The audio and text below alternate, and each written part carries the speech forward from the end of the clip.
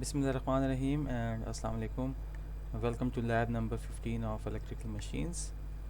I have uploaded the PDF in the on the electrical machines lab Google Classroom, and I will be also uploading the video here. So this lab is about the three-phase synchronous generator, and the title of the lab is to observe the characteristics of three-phase synchronous generator. So I would like to give you an overview of these generators. The three-phase synchronous generator is a very common device or you can say the most frequently used device for the production of electricity, and from the domestic generators to the large synchronous machines, synchronous generators in dams and in powerhouses, all are actually the three-phase synchronous generators. And by means of these generators, we are producing electricity all around the world. So the conventional sources of electricity, production of electricity, which work on the phenomena of rotation of a mechanical shaft, and mechanical rotation of that shaft then produces or converts the mechanical energy to electrical energy by means of a synchronous generator. So what are the objectives of this experiment? Student will learn the generation of AC power through synchronous machines, and by the way, all the machines generate electrical AC power by default. So if you want to generate DC, so you need to add a commutator brushes setup. We will be generating AC power through this synchronous machine. They will change the speed and excitation current of the generator in no load and load conditions, and observe the change of induced EMF and learn the operation method of the generator.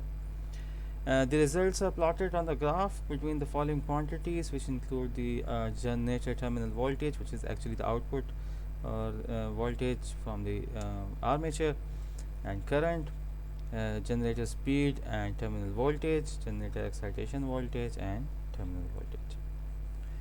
So the apparatus, we will be having a synchronous machine and a DC shunt coupled machine set, and the panel will be having some ammeter, voltmeters, then for AC and DC both, because the motor from which we will be running from which we will provide the mechanical rotation to the generator will be DC. And then DC variable power supply, tachometer, three-phase load, and few connecting leads. So this is your panel for the three-phase synchronous AC motor, and you can use it as a motor, and you can also use it as a generator. So we will be using it as a generator, and here you can see that this is your three-phase synchronous machine, and it has 6 terminals. These 3 terminals on the left are for the phase, and this black terminal here is the neutral, which is actually you can see that it is the common terminal of the other side of these windings, and then there are 2 connections for these slip rings to provide the DC power supply or the DC excitation to the generator. And in these generators, the rotor, inside the rotor is actually provided this DC power supply. So this DC power supply is provided to the rotor, and the stator, from the stator we are producing a 3-phase, you can say that 3-phase electrical power. So it is connected in star. So by default all the generation in powerhouses is done in star connection and star configuration. And on the left side we have a DC motor, DC shunt motor, and this will provide the mechanical power to the shaft, and then it will be generating the electricity. On the panel you can see there's a voltmeter. This is AC voltmeter, and then there is a AC ammeter, This one is a DC voltmeter, and then again DC ammeter, DC voltmeter, and again a DC ammeter. This is the main MCB emergency switch. This is a three-phase supply in case you want to run this machine as a motor. There is a fixed DC power supply, there is a variable DC power supply, a few fuses for the rheostat to control the excitation, and another DC power supply, fixed DC power supply, and a single phase. So unfortunately we have a single phase load here, so there is a separate panel here for the three phase resistive and inductive loads. So we have that, but due to the pandemic, so I could not access that, so we will just be using this single phase load, and it's okay, you can just put on a single phase load as well on your generator. So this is about the panel, and another, there's a load indicator as well for torque. So I'm going to erase all of these.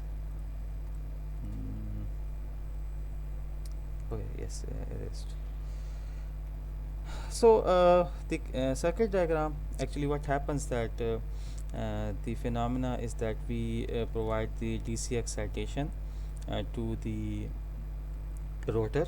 This is actually, this is the rotor, okay, and this is the stator. The three-phase winding is on the stator, and the rotor becomes you say it becomes a magnet. It will have a north and south pole, and when this north and south pole will start rotating, so these three-phase winding, actually these are like these three-phase windings here, and here we have a simple, let's see that this is a north and south pole. So when this starts rotating, so what happens that the these windings on the armature, they start to feel you start to observe a change in the magnetic field around it. So the change in magnetic field or magnetic flux around a wire, and then when it is arranged as a solenoid, so it results in production of EMF. And then you can see that these winding, which are 120 degree apart from each other, the angle is, the electrical angle is 120, and for full pitch coils the mechanical angle is also 120. So this will now become a power supply. This is one phase, this is second, but these are actually connected in star configuration. So just to give you an explanation, so we will give the DC power supply to our rotor, and these two connections, the rotor connections, actually this is, if you see, this is positive and this is negative. So this is SR1 and this is SR2. I'm going to show you that on the generator. And then these are three phases, red, yellow, and blue, and the neutral somewhere it is grounded. It's going to be grounded, so it will be a neutral. On the motor side, we have again this field and armature. It will be field will be connected to a DC power supply, and we will excite this. Or you can say that in this case we have a variable supply, so you can connect it. You can also skip this part as well. So we have variable supply, and we will just connect it in these two. This is A2, F1 A1 F2 A2 in parallel, and I will give them the electrical power, and this will give it mechanical power. So the flow is like from right to the left, and then there will be a single phase bank. So we will just connect a load here. So there will be not a certain load like this, so we'll just connect a load here. So this is what we are going to do. Okay, so what is the procedure? First of all, we have to set the magnetic field resistor of the generator to maximum position. By setting this to maximum position means you are giving the lowest excitation. So you can see that this is the rheostat actually we are talking about. And uh, we if we use the left side, like this for in and this for out, okay, and this connection will be coming here. So this is maximum resistance and this is minimum resistance. So if you turn it clockwise, so resistance will increase. So increasing the resistance means that we are giving it the lowest amount of uh, the excitation current. And then start the DC motor by switching on the DC power and gradually increase the voltage. Increasing the voltage means that you are going to increase the speed of your generator. Set the speed of the generator to a fixed RPM with the help of tachometer by controlling the magnetic field resistance of the DC motor. Now again, by DC motor you can control easily the speed by changing the voltage. So we'll just fix an RPM. Open the magnetic field of the generator and measure the induced EMF and record in table.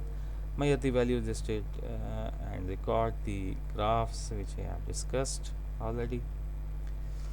And these are a few readings. Readings we'll be discussing in the end, but meanwhile I have recorded these videos in lab for you guys, and these are the actual videos on the setup, on the trainers in the lab, and it will give you a good overview. Like, see, this one is where I am going to connect the wires, and also going to give you an overview of how to connect the meters. And then in the end we will take certain readings as well. All the readings which I have taken here will be in this video. So this is the overall video. So now I'm going to play the video for you guys, and then we will meet at the end of the session. Okay, so this is your three-phase synchronous AC motor panel, and we have different components over here. So you can see that this is the main voltmeter. Then we have an ammeter. Again we have another voltmeter here. This one is AC, this one is DC. Both of these voltmeters and ammeters are AC and these are DC. Then we have a load indicator for torque. We have a DC ammeter, DC voltmeter, and a DC ammeter. This is the main MCB current protection. This is the switch, emergency switch. This is the main contactor through which you can turn on and off the three-phase AC power supply. This is the DC power supply, variable DC power supply. This one is fixed and this one is variable. Then we have these are few fuses for this rheostat, DC power supply, another fixed DC power supply, and a variable load for the load on the generator. Okay, so next we have the motor and generator set. So on the left side you can see that this is the DC shunt machine, and it has two windings, F1 and F2, which are actually for excitation of field, and A1 and A2 are for the armature. So you can use it as a motor and as a generator. Here we will be using it as a motor to provide the mechanical power to this generator. And this is the three-phase synchronous generator. You can see that U1, V1 and W1, or L1, L2 and L3, these are actually the three-phase outputs, and which are you can say that connected in star, and you can see that single neutral is here. So most of the generation in the powerhouses is done in star topology or star connection. So then for transmission it is converted from star to delta. And this is the rotor excitation, SR1 and SR2. These are the two slips connected to the rotor, and it is meant for DC excitation. Remember that for the synchronous generator, the output or the armature is on the stator. Okay, so इसके stator के ऊपर इसका armature है, which generates the EMF, and the excitation is on the rotor.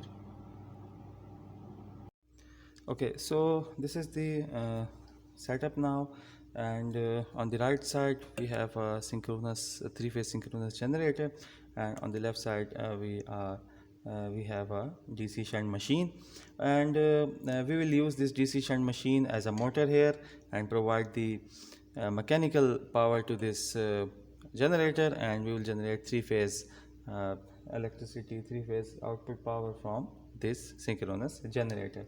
We will also excite this synchronous generator. So first of all, I'm going to connect this DC machine with the power supply. Also, you have to check the wires as well. Any wires you are using, so you have to check. So just take a multimeter and connect it, set it to the buzzer mode or the continuity mode. And I'm using a UT55 here. And when you connect the wires to V and common, so here this is how you can check the connectivity. So we also need to find the voltage as well. So first of all, what I'm going to do, that I'm going to connect this supply to a voltmeter. Okay, so this is a UT55. I'll be using it for the um, DC voltage measurement. So here's the DC voltage scale. So just set it to 200. We'll be using applying around 100 volts to this motor. So and then connect this to V, and the black wire we will be connecting it to the common. So this is how we are going to measure the DC voltage. So let's check. So you can see that now you can measure the DC voltage. Okay, and I'm also going to write the symbol. This is Vm. Okay, so this one is Vm, this is the DC motor voltage.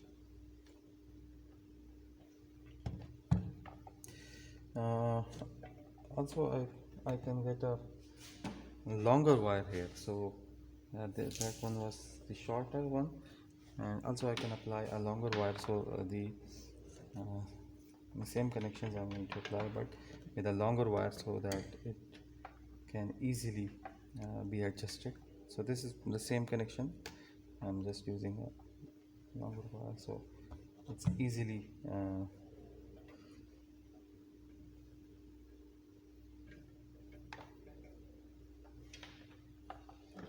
okay. So this is the we set up the voltage. Now next we need to set up the DC motor current as well. So for the current, it's easy, it's very simple. So you take another another multimeter, and set it to DC amps. You see these are DC amps, and we'll be connecting A, and output will be from the common. So this one is again very easy to do.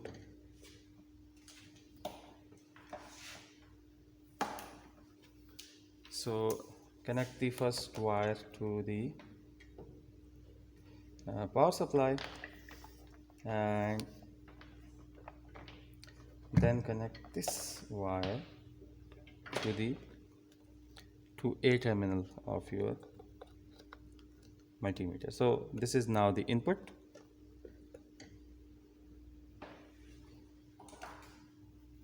And by the way, do check the wire for continuity. And then the current will enter from A, and we'll get the output from common, and it will go all the way to your F1 or A1, any of the connections you want, because now these two will be connected in parallel, so it doesn't matter. You can connect it here, you can connect it at A1 as well. And I will label it as IM. This will be our motor current. Okay, so now this is IM, our motor current.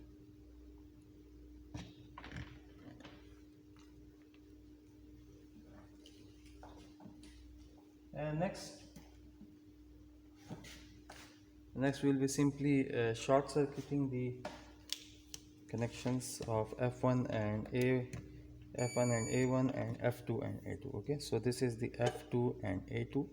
I'm going to short these connections because it's a shunt configuration.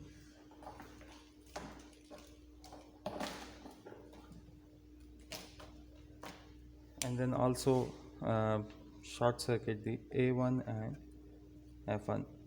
If you don't have a variable, we have a variable supply. If you don't have a variable supply, then you have to connect this F1 and F2 using a rheostat. Okay, so this is the rheostat through which you will be connecting that. But we have a variable power supply, so it's okay if you connect it like this. Okay, so next we have to connect this this negative to the power supply. So here you go, this negative to the power supply. So let's see that now if this works or not. Yes, now you see that the motor is running. So the shunt machine side is complete. Next we are going to connect the synchronous generator. So for the synchronous generator, what we need to do, that first of all we have to excite the rotor. So SR1 and SR2 needs to be excited for or given a DC power supply for the purpose of excitation.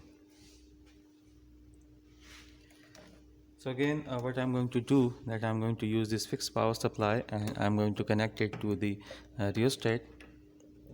And this rheostat, as you know, that it is a variable resistor or a potentiometer. So from this you can control your DC excitation. Okay, so we also need to note down the current, the excitation current at this moment. So what I'm going to do, that we'll use the output of this DC supply, and we are going to again connect it to a multimeter having this DC amps slot. Okay, so here you go, and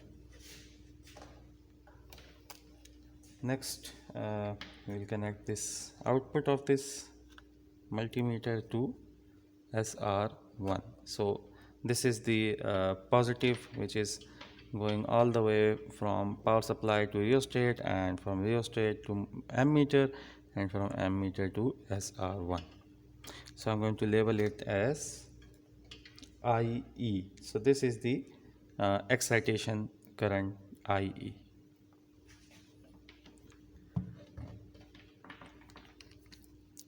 Okay, next we need to connect the negative. So simply connect the SR2 to the negative terminal. So this completes the connection. Also, if you want to measure the voltage of your excitation voltage, then you need to connect this multimeter to the terminals as well. So I'm just going to connect it. So connect SR1.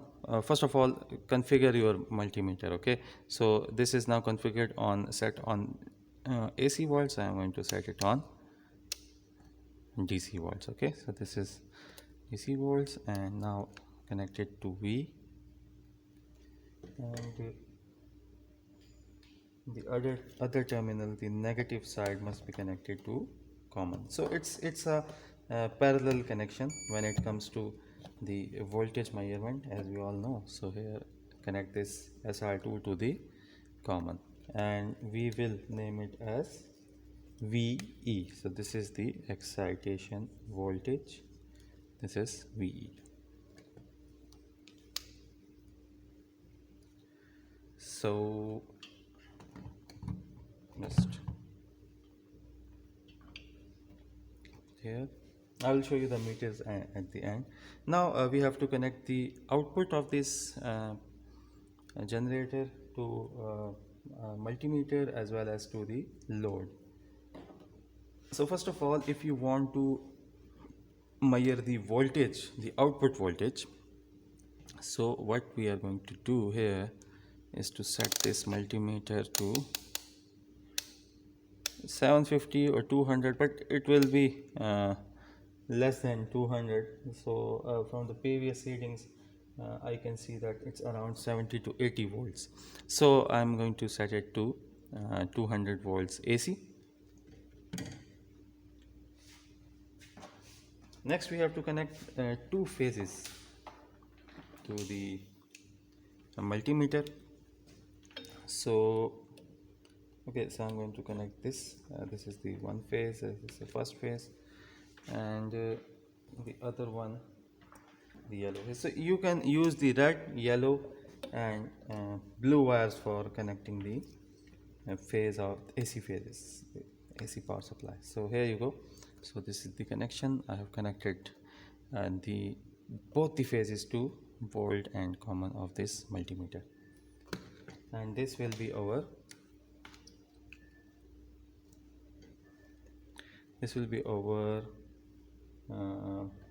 terminal voltage. So this will be VT. So this is actually the output of your generator. Okay. Next, what we have to do, we have to connect this. Have to connect this output to the load as well.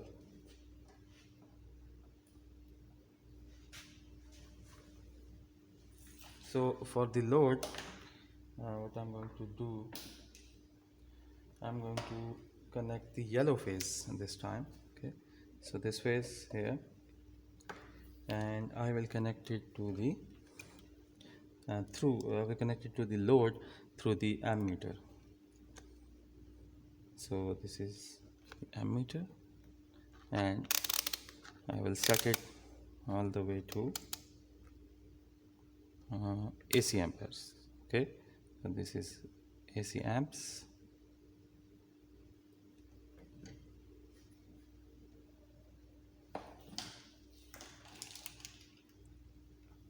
And next, this connection will be going all the way to the load. Okay, so here you go, and this is our IL.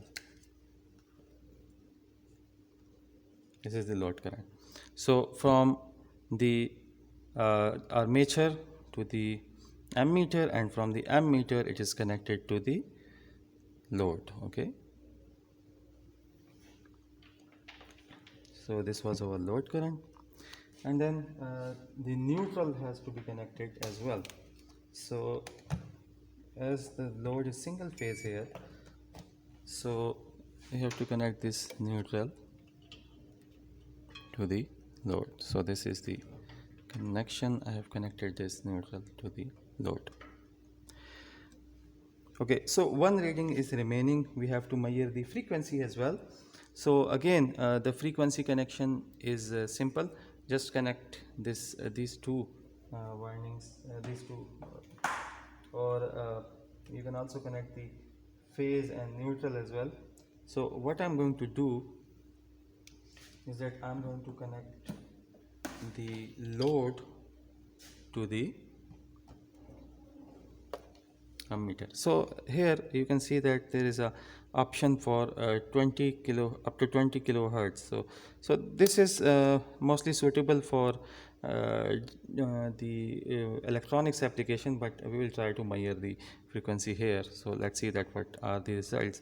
So what I'm going to do, I'm going to connect this load to, just like I connect a voltmeter. So this is the common,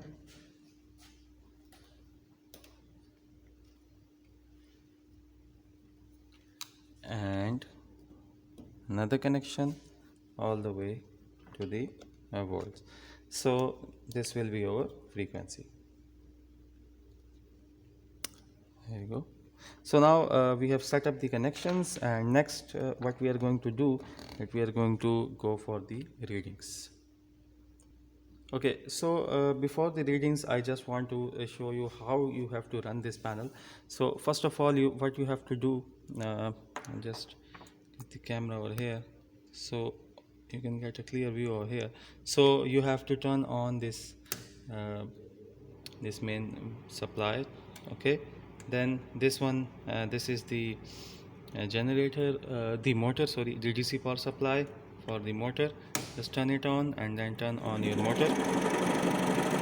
Okay, on the right side, what you have to do, just turn it off for a second. So on the generator side, what you have to do, first of all, you have to provide the excitation and also turn on the load. So now the connections are complete, and now you will see that you will see some generation. Okay, so we are going to go directly towards the readings now. Okay, so I've tried all my best to keep this the wiring clean. So what we got here, that we have this is the motor voltage, motor current. This is the excitation voltage of the generator, excitation current. This is the output of the generator, the terminal voltage. This is the load current, and this is the frequency. And we are going to measure the speed by using this tachometer. So there will be three parts of the experiment. In the first part, what we are going to do, that we are going to change the DC, the speed of the DC generator, the DC machine, and we are going to see the effect on the generator parameter, the output measurement.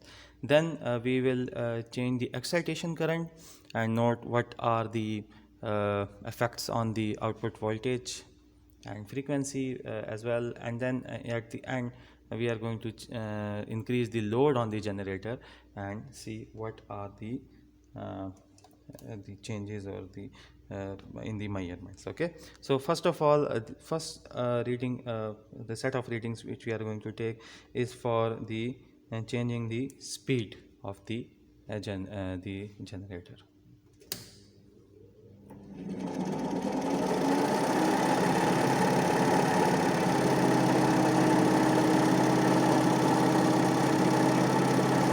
So let's take the readings.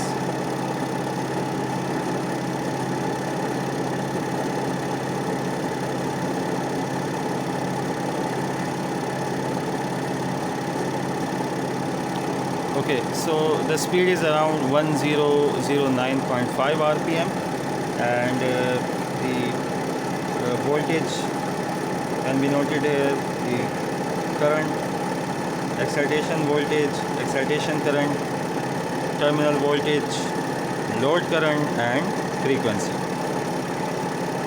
Next, I'm going to increase the speed.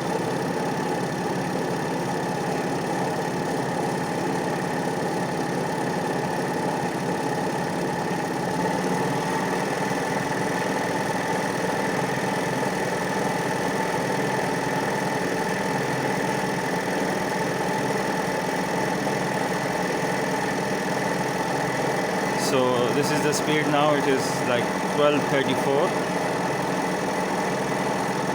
and you can see now this is the voltage for motor, or current for motor. This is the excitation voltage, excitation current is the same, the output voltage has increased, and the frequency has also increased. So you can see that by changing the increasing the speed, the voltage and the frequency have increased.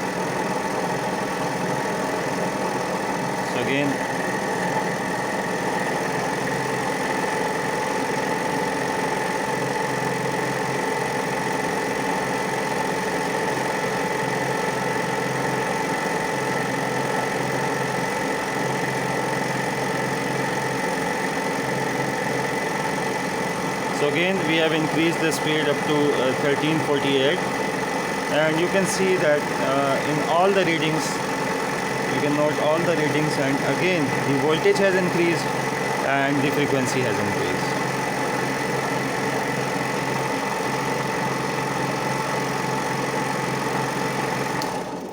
So what we saw here, that by increasing the speed or the RPM of the generator, the voltage and the frequency of the generator increases. So they are directly proportional. Next, what we are going to do, we are going to change the excitation current, the IE, and observe the change on the output voltage.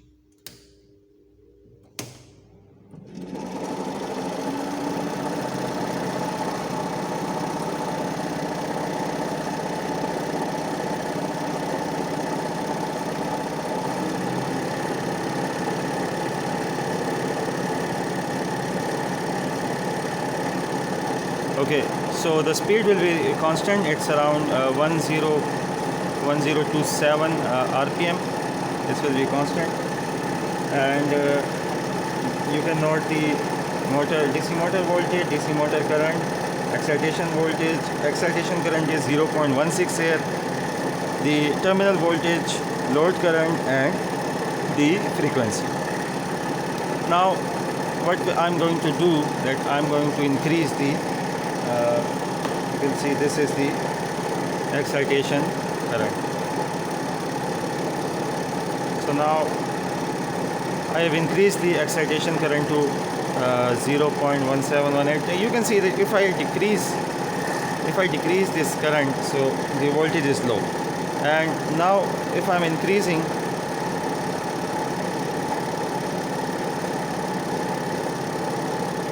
now you see the voltage is going up. Okay, and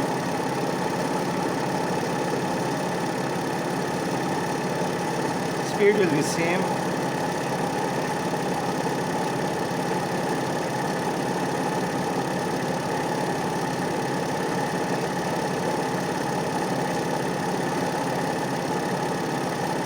So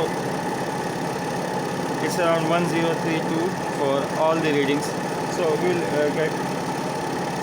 note it. We will just note a single value, and you can see that the voltage is now increasing. And again, I'm going to increase this current.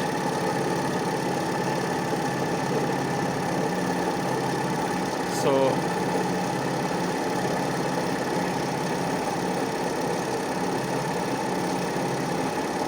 now it's around 0.2, like 0.2 amperes, and see the voltage has also increased. So again, in this case, we took 3 readings, and we saw that when we increased the excitation current, when we increased it, so what happened, that the output voltage increased. On the other hand, we kept the speed constant, and also the frequency was also constant due to the speed. Next, this is the last set of readings which I'm going to take, and for this we are going to increase the load current. We are going to increase this load current and see the effect on the various parameters.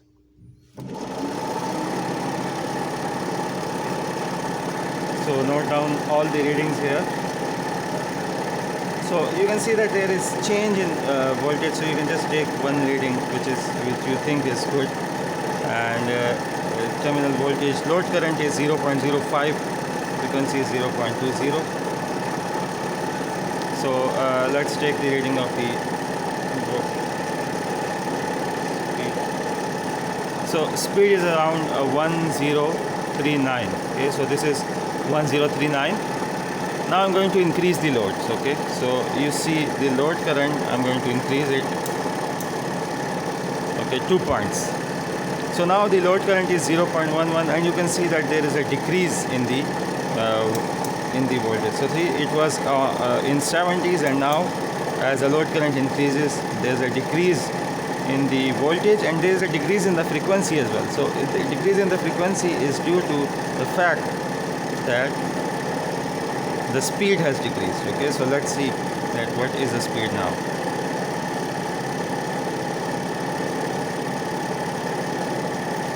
So it has decreased all the way down to 1029. It was around, if I can go back, so it was around 1041,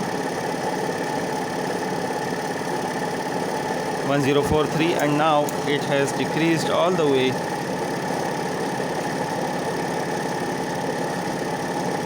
to 1034. So there is a decrease in the speed as well with the increase in the load. So again I'm going to increase the load current, and with the load current you see the voltage has now decreased. Let's see the speed.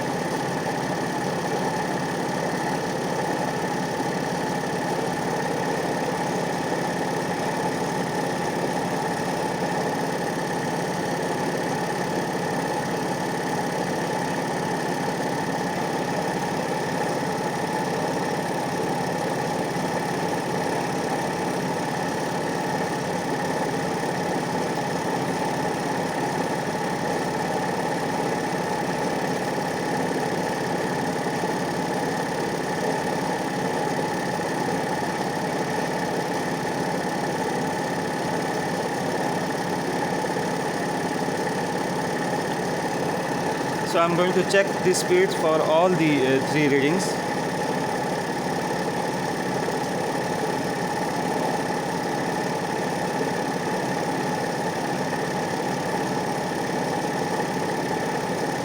So the first reading, let's take the reading again for the speed. So for the first reading,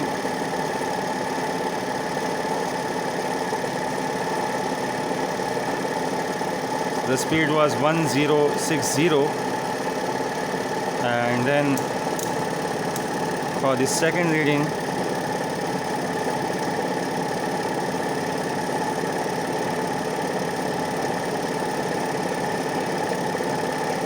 it was around 1044, and for the third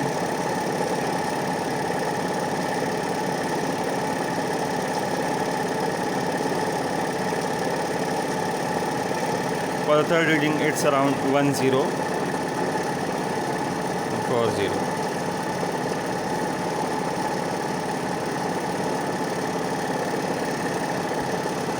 So now you saw the effect of load current, increasing the load current on the generators, that the voltage decreased as well as the frequency decreased because of the decrease in speed. Now about the tachometer, many students were asking me that why the reading is continuously changing. So this is because your hand is moving all the way. So if you fix it on some kind of a support over here, so it will give you a accurate or always the same reading. But here what we do, that our hand is like moving or it's shaking at times, so that's why we have different set of readings. But you have to take these readings intelligently. You have to know that this is the set of readings which I'm going to take. So that's it, and let's go towards the table and the conclusion.